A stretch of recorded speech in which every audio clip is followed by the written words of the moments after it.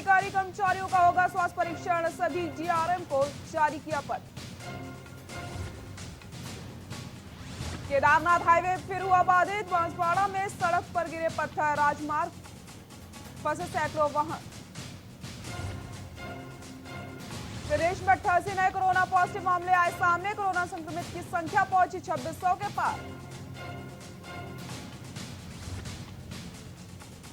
और राज्य के सभी हिस्सों में पहुंचा मानसून, 5 जिलों में दिखेगा सबसे ज्यादा असर, मौसम विभाग ने जारी किया अलर्ट।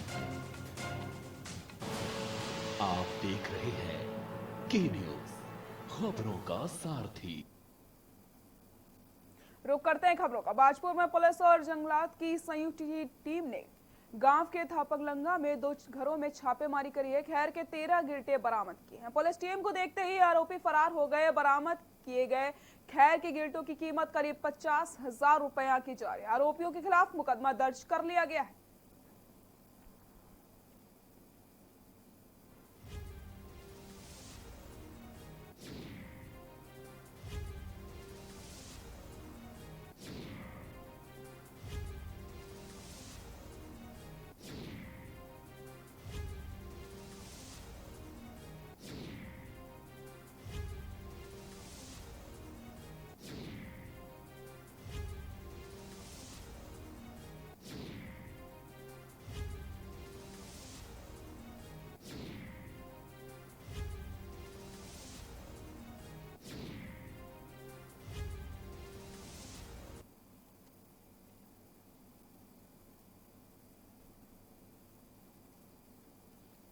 वर्तमान में युवाओं में बढ़ रही नशे की लत को रोकने के लिए पुलिस के द्वारा जागरूकता सप्ताह मनाया जा रहा है। पिथौरागढ़ पुलिस अधीक्षक प्रति प्रियदर्शी के नेतृत्व में ऑपरेशन उदय अभियान चलाया जा रहा है, जिसके तहत युवाओं को नशे से दूर करने के लिए एक रैप सॉन्ग भी बनाया गया, जिसमें युवा नशे में कैसे जाता है और नशे से कैसे बर्बाद हो जाता है इसको दर्शाया गया है।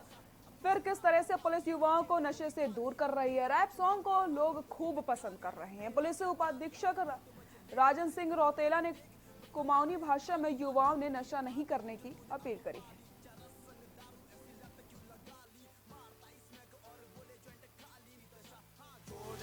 भाई छोड़ दे नशा, खुद को तो देख क्या हो गई दशा। हाँ छोड़ दे नशा, भाई छोड़ दे नशा, खुद को तो देख क्या हो गई दशा। अब तू बन रहा मवाली, जेब हो रही खाली, देख पीछे मुड़ के हाँ लोग देते गाली। तेरा क्या जारिया है, तू तो मजे ले रिया है, घर में जाके देख बर्तन पड़े हैं खाली। हाँ दम की ये आदत जो तूने अब पाली, चरस संग दारू ऐसी लत क्यों लगा ली। मारता स्मैक और बोले जॉइंट खाली, मजे में शुरू किया अब आदत बना ली। बुरी आदत छोड़ो, नशे से तुम दूर रहो, सिगरेट शराब और स्मैक से बचो।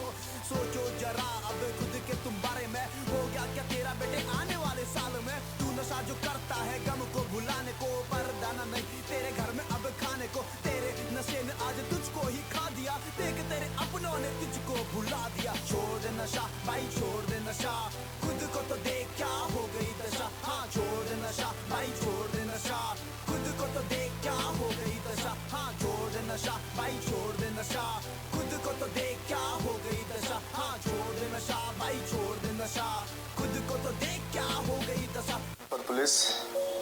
पुलिस अधीक्षक पिथौरागढ़ श्रीमती प्रीति प्रियदर्शनी निर्देशन में एक ऑपरेशन चलाने जाना है, जैक नाम छू ऑपरेशन उदय। जैक मुख्य उद्देश्य हो कि अपन देश के प्रदेश के जिले में और गांव के नशा मुक्त करना। तो मेरे उत्तराखंड भाई बहन से मित्रन से ये अनुरोध छू कि एक जो ज़्यादा से ज़्यादा प्रचार करो, जेल जो हो हमारे देश सशक्त बन जाओ और कोई ले विदेशी ताकत हमारे देश पे आक्रमण या युद्ध करने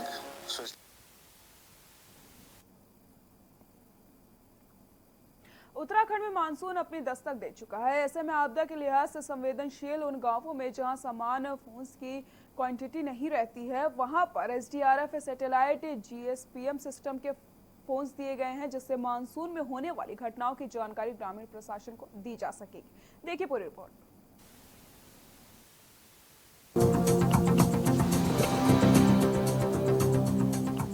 मानसून की दस्तक उत्तराखंड में हो गई है। मानसून सीजन में भारी बारिश से यहाँ भूस्खलन व आपदा संबंधित कई घटनाएं होती हैं। ऐसे में राज्य के कई इलाके ऐसे हैं जहां पर सामान्य फोन की कनेक्टिविटी नहीं है, लिहाजा सैटेलाइट फोन्स ग्रामीणों के लिए काफी मददगार साबित होंगे। बता दें, पहले चरण में एसडीआरएफ ने उत्तराखंड के 3 जिलों को चुना है, जिसमें उत्तरकाशी, चमोली और पिथौरागढ़ है, जहां पर सैटेलाइट फोन्स ग्रामीणों को दिए जा रहे हैं। पिथौरागढ़ जनपद में फोन्स दे दिए गए हैं, अभी 2 और जनपद में इनको दिया जाना है। एसडीआरएफ सेना नायक तृप्ति भट्ट ने बताया कि उत्तराखंड के ऐसे क्षेत्र जहां पर सामान्य मोबाइल काम नहीं करते हैं, पहले चरण में 3 जिलों में वितरण की प्रक्रिया शुरू हो गई है। जो दूरस्थ क्षेत्र हैं, दुर्गम पहाड़ी क्षेत्र हैं उत्तराखंड राज्य के, जहां पर सामान्य मोबाइल कनेक्टिविटी नहीं है, ऐसे में जीएसपीएस सिस्टम से हमने जो सैटेलाइट फोन्स का डिस्ट्रीब्यूशन की एक ड्राइव की थी, जिसमें पिथौरागढ़, चमोली और उत्तरकाशी 3 जिलों को पहले चरण में चिन्हीकृत किया गया था और इसमें जो वितरण की प्रक्रिया है वो शुरू हो चुकी है। पहले स्टेज में जो जनपद पिथौरागढ़ है उसमें डिस्ट्रीब्यूशन किया जा चुका है और अब चमोली और उत्तरकाशी को टेकअप किया जाएगा। उत्तराखंड के कई जिले आपदा के लिहाज से बेहद संवेदनशील हैं और दूरस्थ क्षेत्रों में भी हैं, जहां कनेक्टिविटी भी नहीं होती है। ऐसे में किसी भी तरह की घटना होने पर ये फोन्स ग्रामीणों के लिए मददगार साबित होंगे। साथ ही सूचना मिलने पर प्रशासन और एसडीआरएफ के जवान भी समय रहते घटनास्थल पर पहुंच सकेंगे। देहरादून से के न्यूज के लिए राजेश वर्मा की रिपोर्ट।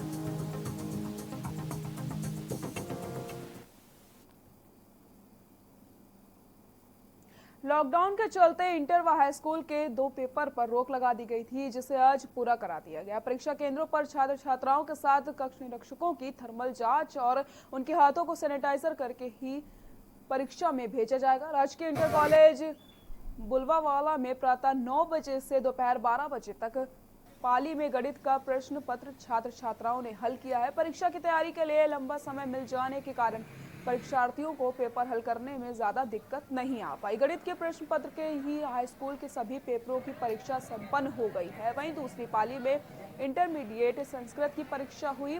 परीक्षा शुरू होने से पूर्व केंद्र में ड्यूटी के लिए पहुंचे सभी अध्यापकों एवं छात्र छात्राओं की थर्मल स्कैनिंग करवाई गई और उसके बाद सैनिटाइजर से उनके हाथों को साफ करवाया गया। प्रधानाचार्य शरद शर्मा ने बताया कि हमारे केंद्र पर हाई स्कूल इंटरमीडिएट की सभी परीक्षाएं बुधवार को संपन्न हो चुकी हैं और शिक्षा विभाग के सभी दिशा निर्देशों का पालन परीक्षा के दौरान किया गया था।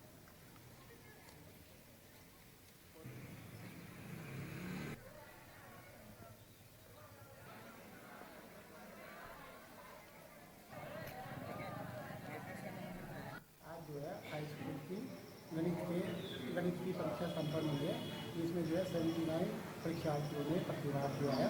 सभी बच्चों ने अच्छे प्रश्न पत्र को हल किया है और हमने जो है केंद्र पर पूरे निर्देश के साथ उनका अनुपालन करते हुए परीक्षा को संपन्न करा।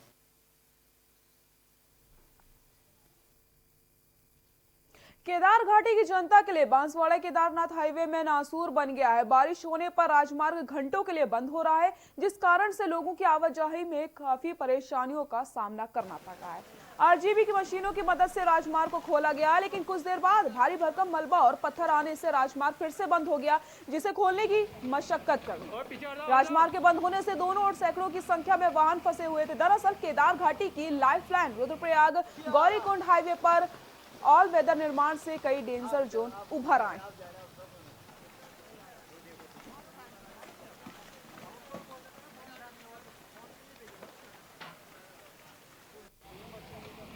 और पीछे हट जाओ।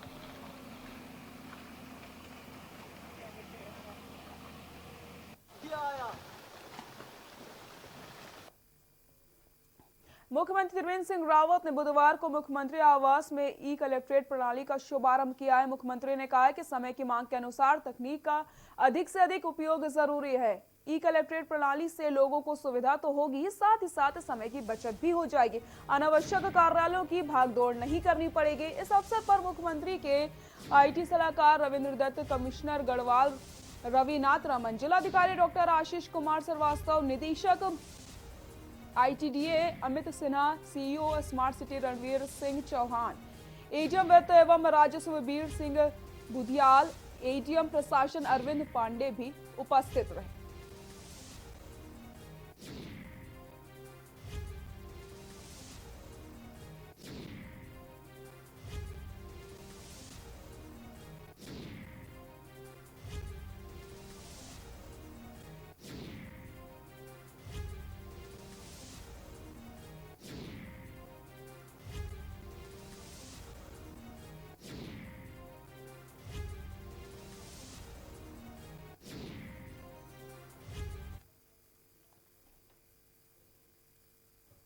बागेश्वर में कोरोना वायरस को फैलने से रोकने और आम जनमानस को संक्रमण से बचाने के उपाय के बारे में डीएम रंजना राजगुरु के निर्देशन पर जागरूक किया जा रहा है। बता दें कि जनपद स्तर पर गठित प्रचार प्रसार टीमों द्वारा जनपद के विभिन्न क्षेत्रों में किया जा रहा है। वहां के स्थानीय लोगों को कोरोना संक्रमण से बचाव एवं रोकथाम के संबंध में विस्तार पूर्वक जानकारी प्रदान कराई जा रही, जिसे 2 गज की दूरी, फेस कवर तथा हाथ धोने से जैसे महत्वपूर्ण पहलुओं के बारे में एवं आरोग्य सेतु ऐप के बारे में भी स्थानीय लोगों को जानकारी दी जा रही है।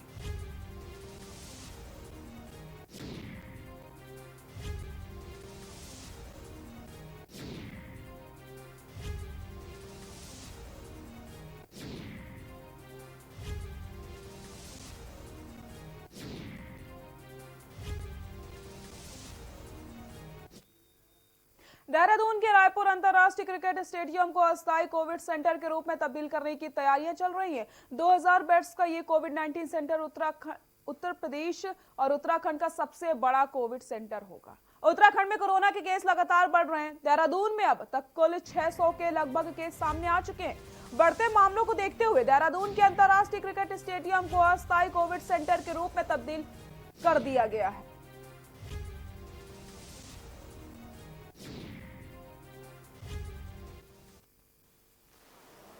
महाराणा प्रताप स्पोर्ट्स कॉलेज में जो कोविड केयर सेंटर है वहाँ पर काफ़ी तेज़ी से काम चल रहा है और शुरुआत में वहाँ अभी 500 बिस्तरों की तैयारी की गई है और आवश्यकता पड़ने पर उसको 2000 बिस्तर तक जो है बढ़ाया जा सकता है। तो उसमें काफ़ी तेज़ी से काम चल रहा है और वहाँ के लिए चिकित्सा दल तैनात करने के लिए हम लोग जो है चिकित्सकों को और चिकित्सा कर्मियों को अभी से चिन्हित कर रहे हैं। देखिए, जो वहाँ बनाने का इसमें चल रहा है वो राज्य सरकार के निर्देशों पर इसको किया जा रहा है और लगभग 1000 बेड वहाँ पर अभी तैयार किए जाएंगे। ये कोविड केयर सेंटर होगा और यहाँ पर वो लोग रखे जाएंगे जिनके पास जो है सिम्टम्स, माइल्ड सिम्टम्स हैं, बहुत कम हैं, उनको कोई एसिम्टोमेटिक लोग हैं, ऐसे लोग वहाँ पर रखे जाएंगे और उसके बाद 10 दिनों के अंदर जो भारत सरकार की गाइडलाइन है वहाँ तक रख के उसके बाद उनको रिलीज़ किया जाएगा। अभी ऐसे हमारे पास 1000 बेड ऑलरेडी उपलब्ध हैं जो इस समय वर्किंग है कोविड केयर सेंटर में और 1000 ये और बनाए जा रहे हैं। रुड़की जेल में बंद कैदी का इन दिनों एक वीडियो जमकर वायरल हो रहा है। ये वीडियो कुख्यात बदमाश चीनू पंडित द्वारा बनाया गया है, जिसमें शाहबाज नाम का एक कैदी जेल प्रशासन पर नशे का इंजेक्शन देने का पिटाई का आरोप लगाते हुए अपने घाव दिखा रहा है। इसके बाद दूसरे कैदी जेल प्रशासन मुर्दाबाद के नारे लगा रहे हैं। वायरल वीडियो में कुख्यात चीनू पंडित भी दिखाई दे रहा है, जिसमें सबसे बड़ा सवाल यही उठता है, आखिरकार जेल में मोबाइल कैसे पहुंचा। वीडियो वायरल होने के बाद जेल प्रशासन में हड़कंप मच गया। मामले में ज्वाइंट मजिस्ट्रेट रुड़की नमामि बंसल ने बताया है कि अभी कुछ दिन पहले ही सभी कैदियों का स्वास्थ्य परीक्षण हुआ था, जिसमें सब कुछ ठीक था। जेल में मोबाइल के सवाल पर ज्वाइंट मजिस्ट्रेट ने कहा, बैरिकों की तलाशी ली जा रही है, जल्दी से आवश्यक कार्रवाई अमल में लाई जाएगी।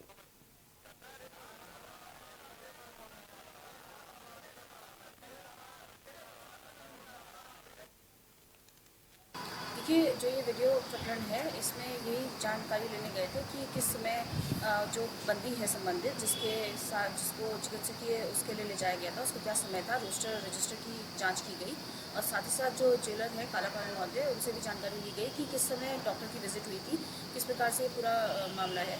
तो इस संबंध में लिखित आख्या के लिए उनसे कहा गया है और लिखित आख्या से सारे तथ्यों को उजागर किया। कोरोना काल में बढ़ती महंगाई को लेकर पूरे देश में हाहाकार है, तो वहीं विपक्षी पार्टी के नेताओं ने सरकार के खिलाफ मोर्चा खोल दिया है। उधम सिंह नगर के समान खटीमा में कांग्रेस महासचिव भुवन कपाड़ी के नेतृत्व में कांग्रेसी कार्यकर्ताओं ने साइकिल रैली निकालकर बढ़ते डीजल पेट्रोल के दामों को लेकर सरकार के खिलाफ नारेबाजी करके आक्रोश व्यक्त किया है। रैली का नेतृत्व कर रहे प्रदेश महासचिव भुवन कापड़ी ने सरकार पर आरोप लगाते हुए बताया कि इतिहास में पहली बार बीते 10 दिनों में पेट्रोल डीजल के दामों में बढ़ोतरी हो गई है। उन्होंने बताया कि मामले में महंगाई पर देश विश्व गुरु की भूमिका निभा रहा है।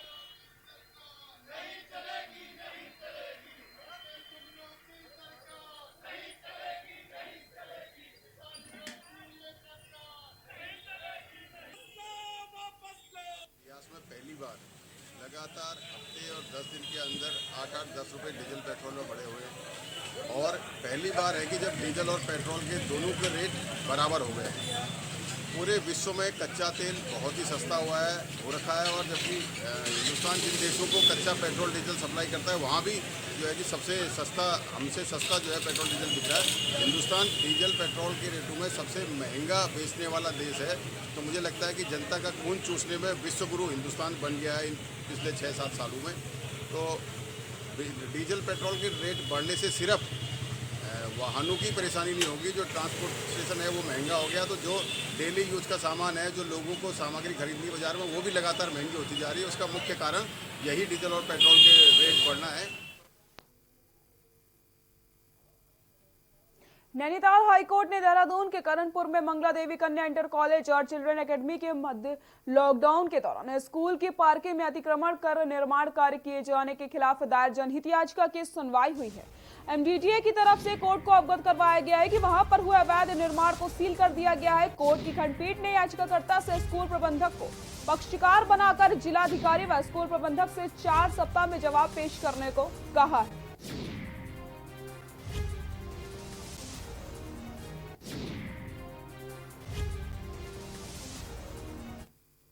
स्कूल है करणपुर रोड पर मंगला देवी इंटर कॉलेज, जहां पर कि लॉकडाउन का फायदा उठाते हुए कुछ असामाजिक तत्व और जो हमारे पीएल याचिका करता है उनके द्वारा बताया गया कि इसमें जो मिलीभगत है वो स्कूल के मैनेजर की भी है, जिन्होंने की बच्चों के खेलने की जगह जहां बच्चे खेलते थे और अपने जो व्हीकल्स है वो पार करते थे, तो वहां पर इन्होंने क्या किया कि लॉकडाउन का फायदा उठाते हुए कुछ अवैध निर्माण का काम शुरू कर दिया, जो कि लॉकडाउन खुलने के बाद बच्चों की एजुकेशन और जो खेलने का एनवायरनमेंट है उसमें फर्क डालता। तो इसी को लेके हमारी ये जनहित याचिका माननीय उच्च न्यायालय में पड़ी हुई थी।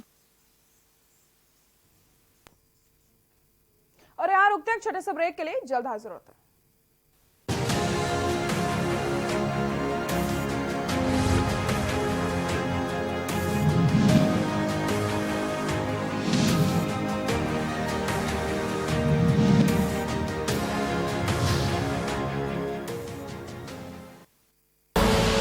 आप देख रहे हैं के न्यूज, खबरों का सारथी। राम की जिंदगी को थोड़ा पढ़ भी लीजिए। आप मुद्दे से भटक रहे हैं। सब बोलेंगे, सबकी सुनेंगे, अनुशासन के साथ सवालों की झड़ी अड़ी, क्योंकि हमें है देश की पड़ी। सोमवार से शुक्रवार शाम 6 बजे TV9 भारतवर्ष, अब तो सब देख रहे हैं। Mount Litra Z School, Unnao, #1 in academics, #1 in sports, best teachers, best result, smart classroom, best transport facility, world class infrastructure के साथ Mount Litra Z School, Unnao। आप देख रहे हैं के न्यूज, खबरों का सारथी।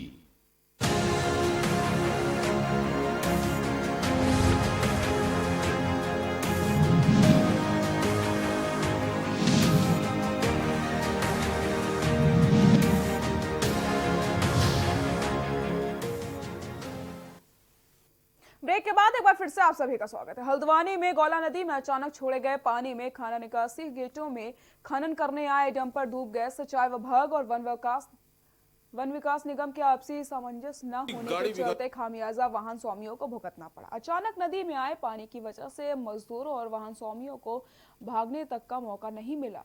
देखते ही देखते गोला में बाढ़ जैसी स्थिति पैदा हो गई। गोरा पड़ाव और मोटा हल्दू गेट में जहां मजदूरों ने दौड़ लगाकर अपनी जान बचा ली, तो वहीं 3 डंपर नदी में बहकर वाहन स्वामियों का अधिकारियों के प्रति भारी आक्रोश है और बिना किसी अलार्म के गेट को कैसे खोल दिया गया। वहीं सिंचाई विभाग के अधिकारियों का कहना है कि अलार्म बजाने के साथ ही वन विभाग को सूचना भी दी गई थी। सुबह पानी की मात्रा कम थी, गेट भी खुले थे, तभी अचानक 8000 क्यूसेक पानी पहाड़ में बरसात होने की वजह से बढ़ गया था, जिस वजह से गौला नदी उफान पर आ गई थी।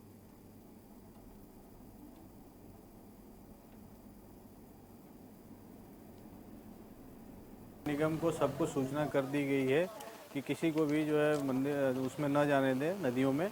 हमारी डीएलएम से सीधे खुद भी बात हुई है, उनका कहना है कि सभी मजदूरों को हटा दिया गया है। कोई ऐसे वाहन रहे होंगे जो कि अंदर की तरफ खड़े थे, कोई थोड़ा स्थान उनका परिवर्तित हुआ होगा। किसी प्रकार की जनहानि की कोई सूचना नहीं है, सबको सूचना दे दी गई है और आगाह किया गया है कि बिल्कुल जब तक नदी में पानी है घुसेंगे नहीं।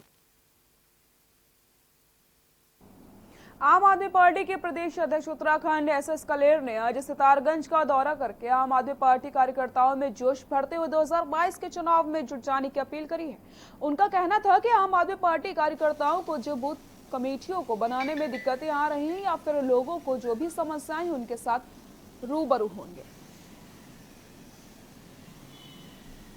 मुश्किलों को सुनने के लिए, जो आगे आने वाले समय के लिए कोई दिक्कत ना हो, उन मामलों को हल करने के लिए इनके साथ अपनी टेक्निकल टीम लेके पहुंचा हुआ हूँ। जो कि हमारा सारा सिस्टम ही ऑनलाइन है। बूथ पे जो भी संगठन बन रहा है उसकी सीधा एंट्रियाँ डल रही है और दिल्ली तक जा रही हैं, ताकि पे एक आदमी का हमें काम दिखता है। शाम को जहाँ कोई छोटी मोटी प्रॉब्लम आ रही थी उनको हल करने के लिए हम पहुँचे। सितारगंज में एक समाज श्रेष्ठ समाज संस्था शक्ति फॉर्म सचिव श्रीपास पाल सदस्य विजय चंद्र के नेतृत्व में संस्था के माध्यम से उत्तराखंड सरकार से शक्ति फॉर्म प्राथमिक स्वास्थ्य केंद्र में पर्याप्त डॉक्टरों की तत्काल नियुक्ति एवं एम्बुलेंस सेवा चालू करने के लिए संस्था पदाधिकारियों ने सितारगंज तहसीलदार जगमोहन त्रिपाठी के द्वारा उत्तराखंड मुख्यमंत्री त्रिवेंद्र सिंह रावत को ज्ञापन भेजा है। इस दौरान एक समाज श्रेष्ठ समाज संस्था शक्ति फॉर्म से प्रभारी ने संयुक्त रूप से कहा है कि कई सालों से प्राथमिक स्वास्थ्य केंद्र शक्ति फॉर्म में कई डॉक्टरों के पद अभी तक खाली पड़े हैं, जिससे अस्पताल में आने वाले मरीजों को अस्पताल में प्राप्त डॉक्टरों के न होने के कारण काफी दिक्कतों का सामना करना पड़ता है। जबकि गरीब मरीज सरकारी अस्पताल में बड़े आस के साथ आता है और उसका इलाज सरकारी अस्पताल में बहुत कम खर्च में हो जाएगा, लेकिन प्राथमिक स्वास्थ्य केंद्र शक्ति फॉर्म में डॉक्टर और एम्बुलेंस का ना होना बहुत ही दुर्भाग्यपूर्ण का विषय है।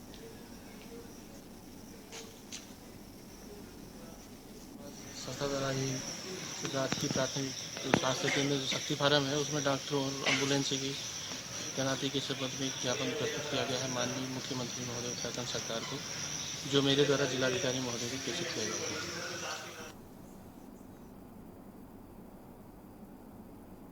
नैनीताल में पेशी के लिए आए कैदी के रास्ते से फरार होने से पुलिस प्रशासन में हड़कंप मच गया।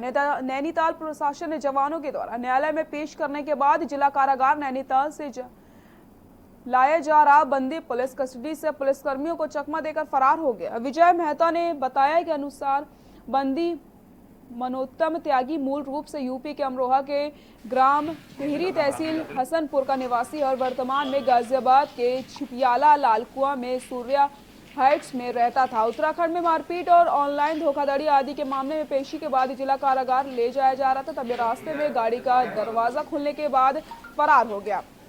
देर रात पुलिस ने कॉम्बिंग करके रूसी बाईपास से उसको गिरफ्तार कर लिया है।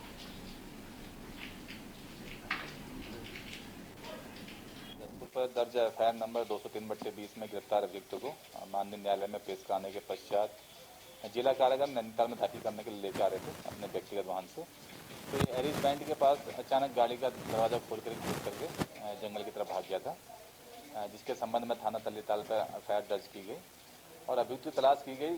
तो रात्रि लगभग इसे हमने 2:30 बजे के लगभग रूसी बाईपास के पास से हमने इसको गिरफ्तार किया। उत्तराखंड में कोरोना काल में आम लोगों के साथ सभी लोग बुरी तरीके से प्रभावित हुए हैं। वहीं मठ मंदिरों के पुजारियों को आमदनी पर भी कोरोना का असर पड़ गया है। पूजा पाठ पर आश्रित पुजारियों की किसी ने मदद नहीं करी, लेकिन अब कांग्रेस ने डोईवाला के सभी मठ मंदिरों के पुजारियों की मदद के लिए हाथ बढ़ा दिया। हर पुजारी को 1000 की आर्थिक मदद देने का फैसला लिया गया है।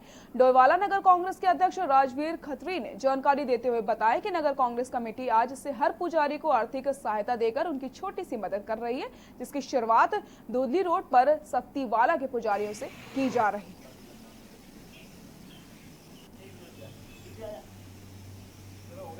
देखिए, आप जानते हैं कोरोना काल में सब कोई प्रभावित थे, तो सबके लिए सरकार ने कुछ ना कुछ किया। हमारे जो धार्मिक स्थल के पुजारी थे वो कहीं ना कहीं चीज़ से अछूते रहे हैं, तो हमारे कांग्रेस परिवार ने सोचा कि क्यों ना अपने धार्मिक स्थलों के जो पुजारी हैं उनके लिए कुछ ना कुछ मदद की जाए।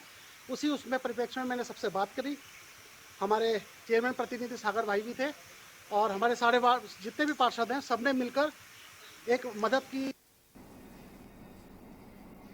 उत्तराखंड में मानसून ने दस्तक सुबह से राजधानी सहित कई जिलों में दे दी है। झमाझम बारिश के चलते दून जिलाधिकारी आशीष श्रीवास्तव ने टिहरी डैम से लेकर ऋषिकेश तक बाढ़ और लैंडस्लाइड से निपटने के आदेश जारी कर दिए हैं। वहीं मानसून के चलते डेंगू भी एक बड़ी चुनौती बना हुआ है, जिसको देखते हुए शनिवार और रविवार को रुके हुए पानी की जांच और डेंगू से बचने के उपाय लोगों को बताए जाएंगे। मानसून में हमारे यहाँ दो तरीके की इश्यूज होते हैं। एक तो बाढ़ का रहता है, हमारे यहाँ ऋषिकेश तहसील है, फिर हमारे यहाँ हेडक्वार्टर पर भी थोड़ा इश्यूज रहते हैं। और इसके अलावा जो हमारा चक्राता, त्यूनी, कालसी का इलाका है, मसूरी का इलाका है, यहाँ पर लैंडस्लाइड की संभावनाएं रहती हैं। तो जो भी इसेंशियल डिप्लॉयमेंट्स हैं JCB वगैरह के वो किए गए हैं। और इसके अलावा जो बाढ़ चौकियाँ हैं वो एक्टिवेट की गई हैं। और बाकी जो आगे चूँकि ऋषिकेश के ऊपर टिहरी डैम वगैरह है तो वहाँ से भी हम कोऑर्डिनेशन रखते हैं। बुलेटिन में फिलहाल के लिए इतना ही। देखते रहिए के न्यूज़ इंडिया। नमस्कार।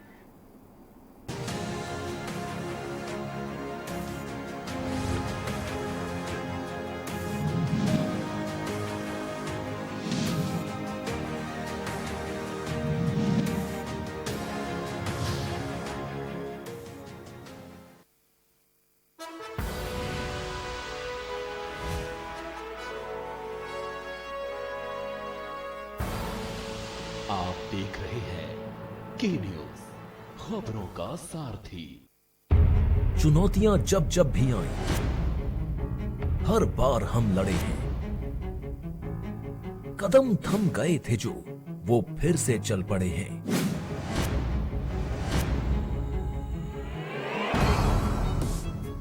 चुनौतियों से जूझकर ही लक्ष्य नए बने हैं। हर काम हो समय पर, इसके लिए हर दिन अड़े हैं। हर एक जरूरतमंद की निभाई है जिम्मेदारी।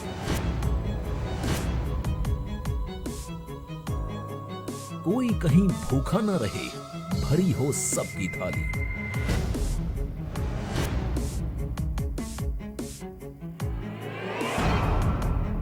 जो नागरिक अपने घर लौटे, उनकी राह आसान बनाई।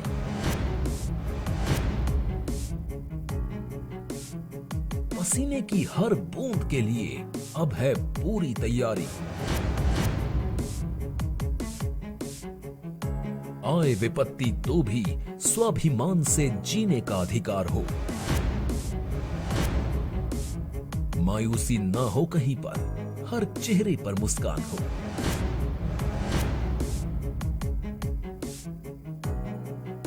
कारोबार फले फूले फिर प्रण लिए उठ खड़े हैं।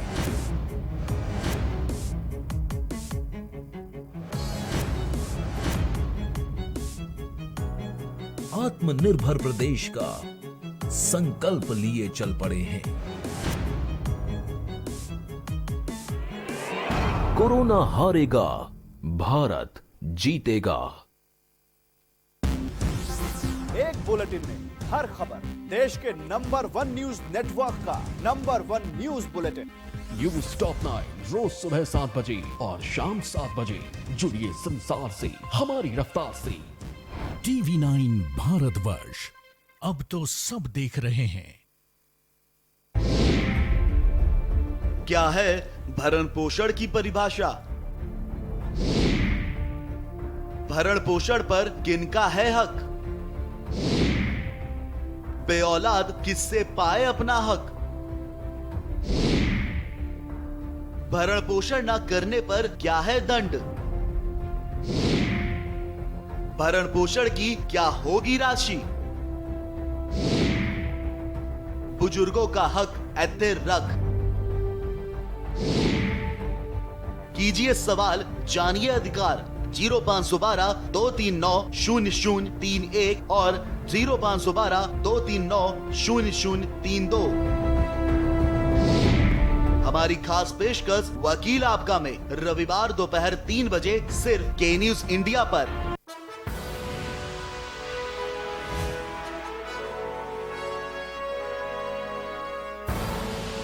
आप देख रहे हैं के न्यूज, खबरों का सारथी।